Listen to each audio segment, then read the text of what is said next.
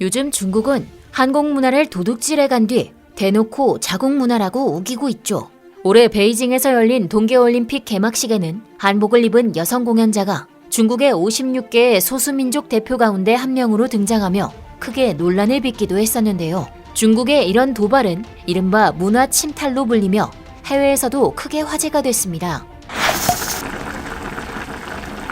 말로만 듣던 중국의 한복 공정 시도를 눈앞에서 지켜본 외국 언론들이 해당 소식을 비중 있게 다루며 중국에 대해 비판한 것인데요. 미국 최대 언론사 CNN이 한국의 전통 의복인 한복 등 한국 문화를 중국이 자신의 것으로 전유하려는데 한국인들이 오랜 기간 짜증을 느껴왔다 라고 전하는가 하면 로이터 통신에서도 김치나 한복 등 한국 문화의 기원이 중국에 있다는 중국인들의 주장에 한국인 분노를 표출했다고 보도했습니다. 그동안 한국과 중국의 갈등에 대해 표면적으로만 전달하던 외국 언론들도 도를 넘는 중국의 행각에 우려의 목소리를 내는 모습이었는데요. 하나의 중국을 표방하는 중국이 한국 역사까지 중국 것으로 탈바꿈시키는 게 아니냐는 겁니다. 그런데 이와 관련해 미국의 한 교수가 중국이 아무리 노력해도 한국만큼은 끝까지 정복하지 못할 것이라고 주장해 이목이 쏠렸습니다. 그 주인공은 오랫동안 국제사를 연구해온 오드 아르네 베스타 교수. 베스타 교수는 하버드대에서 중국과 한국의 관계에 대해 강의를 하다가 한중 관계에 흥미를 느껴 이에 관한 책까지 집필했다고 하는데요. 그는 제국과 의로운 민족이라는 그의 저서에서 중앙아시아의 많은 주변국들이 중국에 편입되는 와중에도 한반도만이 독립을 유지한 비결에 대해 발칸했습니다. 그는 한 인터뷰에 출연해 그의 저서에 대한 설명과 함께 한중 관계에 관한 그의 견해를 밝혔는데요. 해당 인터뷰 지금부터 소개해드리겠습니다. Welcome, Professor Westad. It's great to be here. So let's begin with an overview of the book. Tell us about it. So this is a book that started as a set of lectures that I gave at Harvard 2 years ago, where I tried to provide an overview of the relationship between China and Korea over a long period of time.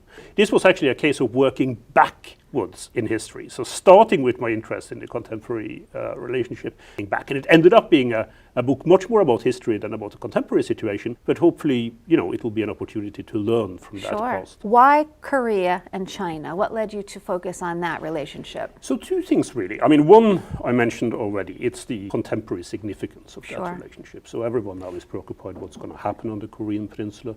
We are concerned about the North Korean nuclear program and where that would be heading.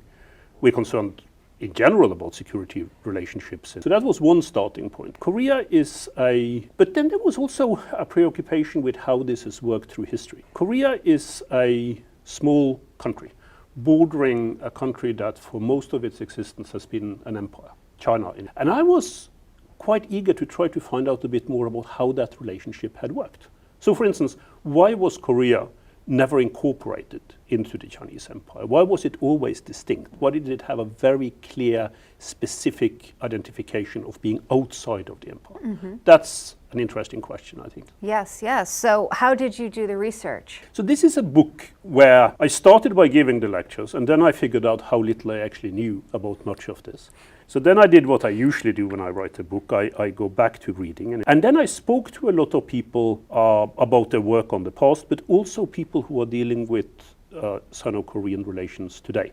So I spoke with policymakers and officials in Seoul and in Beijing.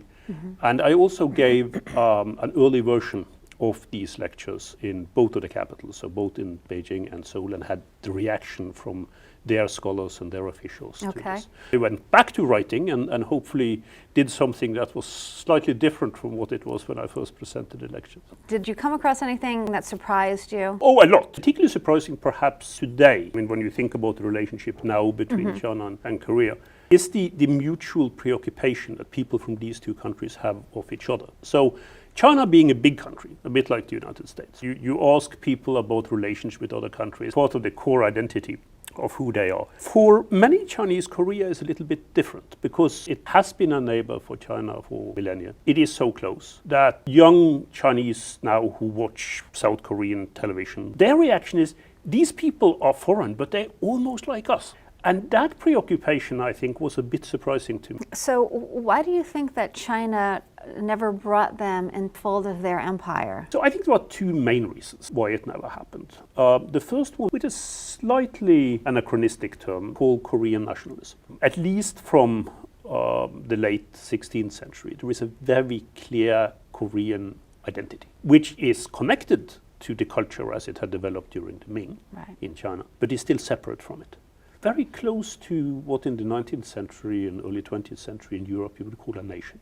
That's quite unique in many ways, but that identity is important. And then secondly, I think on the Ming side and later on the Qing Empire that took over from the Ming in the early 17th century, there was this idea of Korea as a symbolic ally, and therefore had to some extent earned the right to be separate. They didn't have to be brought into the empire and told by the emperor, stop misbehaving, live like us. Was there a certain level of respect, do you think, between the two countries? I think there was a great deal of respect. Now, of course, on the Korean side, on the Joseon side, one always had to be very careful. Living next to an empire is always difficult and sometimes very dangerous. And I think the Korean leaders during the Joseon state developed a number of ideas about how they could handle that relationship with the Chinese empires. Always be respectful, but also always be very cautious with regard to how you dealt with the empire next door. For instance, the Koreans became masters of knowing much more about the empire than the empire knew about them. Wow. They were extremely good at taking advantage of the ritual visits that they carried out, the so-called tribute missions, figuring out what was important for the empire, what was discussed there. They were, you could put it in modern terms, you could say they were really good at intelligence work. And all of this was reported back to Korea, and therefore the Korean kings knew how to react when different kinds of initiatives came out of the Chinese side. Okay, let's jump to more modern times. In terms of you looking at the history of this region, do you think that that could possibly be likely? Yes, I think Korea will be reunified at some point. It's very rare in human history, if you look at it overall, that an artificially divided country, and particularly a country with that strong a sense of national identity, remain divided for a very long period of time. Now, we can explain why that has happened historically, and I try to do that in the book. But for it to become a forever phenomenon, I think is very, very unlikely. There is something about something that belongs together in a cultural sense being put back together when the possibilities exist for doing that domestically and internationally. I'm pretty sure that will happen in Korea as well. 인터뷰에서는 한국과 중국 관계는 물론 남북 통일의 미래까지 다루며 한반도 역사에 대해 심도 있게 다뤘는데요. 베스타 교수가 한국에 대해 가장 특별하게 생각했던 것은 바로 뚜렷한 정체성이었습니다. 한국은 오랜 세월 동안 중국과 밀접한 관계를 맺어왔지만 단 한 번도 한국인이라는 독자성을 잃지 않았다는 것이죠. 이 때문에 그는 분명히 언젠가 남북한이 다시 하나의 공동체로 돌아갈 것이라고 확신한다고 말했는데요. 베스타 교수의 말처럼 언젠가는 한반도가 다시 건강한 정체성을 갖춘 한민족으로 똘똘 뭉치는 날이 올 수 있을까요? 지금까지 얼큰한 뉴스였습니다. 감사합니다.